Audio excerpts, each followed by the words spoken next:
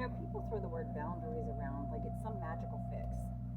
But what if you never really even learned what boundaries even are? What if you were taught, without words, that your thoughts, your body, your privacy were not actually yours to begin with? Today I want to talk about what it's really like to grow up without boundaries, why it's so hard to build them as an adult, and why, if you're struggling with this, you're not broken, you're not weak, and you're not too sensitive. You were just never taught that you were allowed to say no, that you had the right to say no. I kept hearing that my boundaries were too weak, that I needed to be stronger, to stop being walked all over, to stop attracting toxic people. But no one tells you that there is a way, that no one tells you how to build your boundaries when you never even knew you were allowed to have them in the first place. Does that make sense? I grew up in a home where boundaries didn't exist. Not just porous boundaries, none.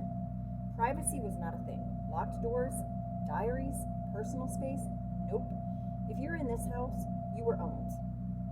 Mind, body, and spirit. And when creepy Uncle Jeff made you feel gross with his comments or his touches, you were told you were being dramatic. That's just Jeff. Smile and be nice. This was the hashtag #MeToo movement before it even began. So I learned early that my body wasn't mine. My voice wasn't mine. Even my thoughts weren't safe.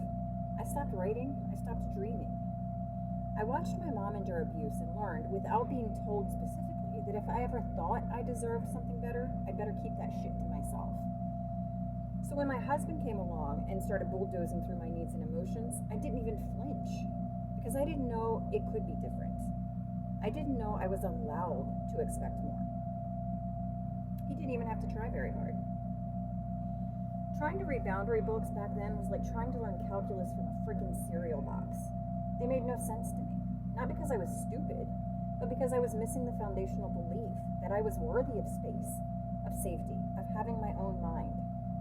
It took me years, literally years, of unlearning, of therapy, of journaling, of tapping, of crying, of breaking down and building back up to realize this simple truth that maybe you need to know too. I have a right to exist as a whole, separate, sacred person. I have the right to say no. I have the right to keep my body safe, my mind safe, my spirit safe.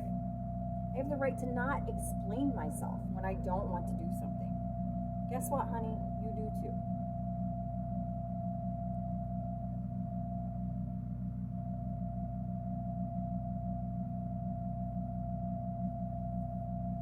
If boundaries feel hard for you, confusing, even scary, it's not because you're weak.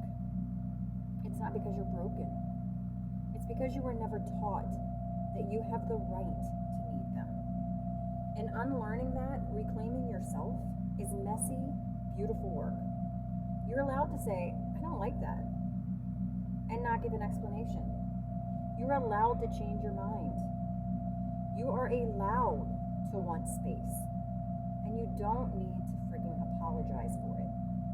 The first time you say no and don't flinch, it's terrifying, but it's also magic, because you're not just protecting your peace, you're finally stepping into your power. So if this video hit you in the gut or made you tear up, you're not alone, because I'm walking this path too, and it is a bumpy road. You don't unlearn all that toxicity in one day, or even in a year.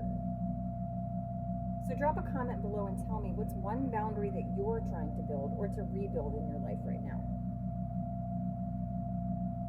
And don't forget to hit subscribe, because there's so much